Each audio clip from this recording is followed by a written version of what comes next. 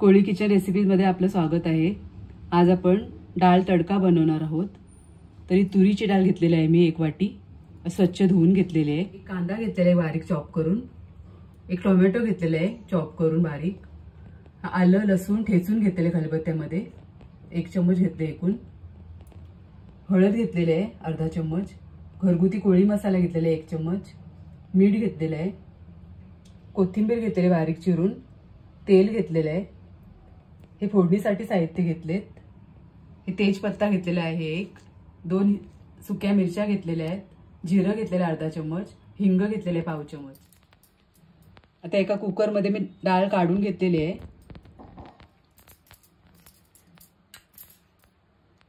त्यामध्ये थोडी हळद घालायची आहे आणि थोडं मीठ घालायचं आहे।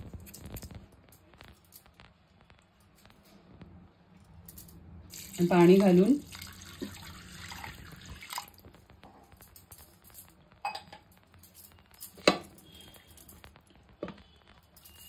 आपल्याला चांगले मऊ शिजवून घ्यायचे आहे। ते 5 शिट्ट्या काढायच्या आहेत आपल्याला, अशी मऊ शिजवून घ्यायचे पहिले। आता 4 ते 5 शिट्ट्या काढते मी।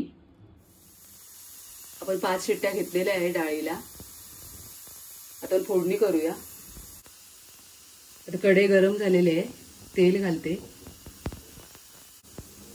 आपला कुकर थंड होते तोपर्यंत आपण तडका बनवूया। तेल गरम झाले,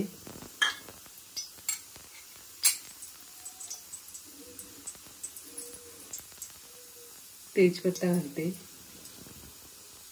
मिरची घालते, हिंग आणि जिरं घालते,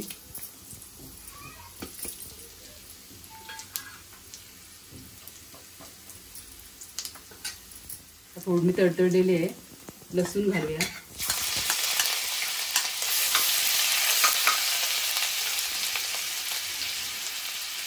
आलं लसूण पेस्ट घातलेली आहे,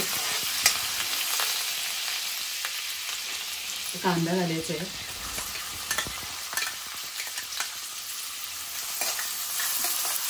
चांगला शिजवून घ्यायचा आहे कांदा।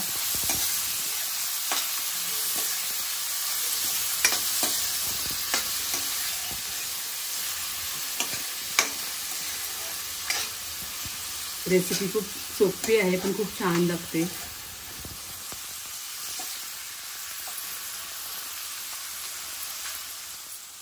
कांदा थोडा ट्रान्सपरंट झालाय, टोमॅटो घालते,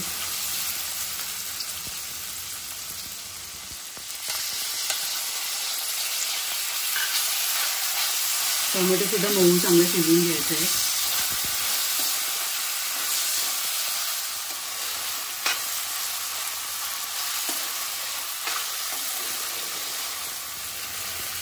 मसाला अगदी छान मऊ शिजवून घ्यायचा, याच्यानेच आपली डाळ चांगली चविष्ट बनते। तर खूप छान शिजवून घ्या। आता कुकर थंड झालाय, मी ओपन करते। बघा अशी छान डाळ शिजवून घ्यायची आपल्याला, चांगली अशी मऊ शिजलेली आहे बघा।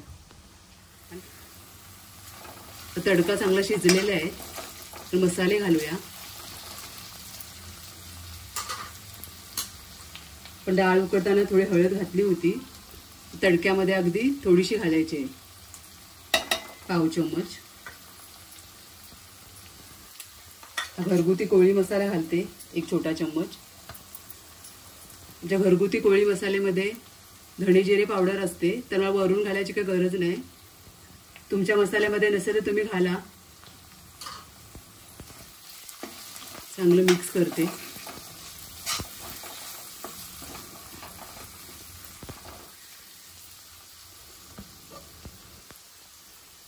आता ही डाळ आपण तडक्यामध्ये ओतून घेऊया।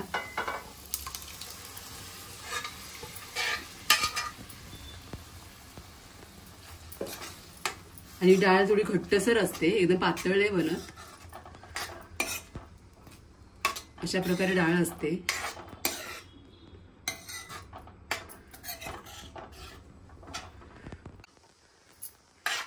आता आपण डाळ उकडताना मीठ घातलेलं आहे, पहिले टेस्ट करा, गरज असेल तरच घाला अजून। चांगली एक उकळी काढायची आहे। आता कोथिंबीर घालते वरून.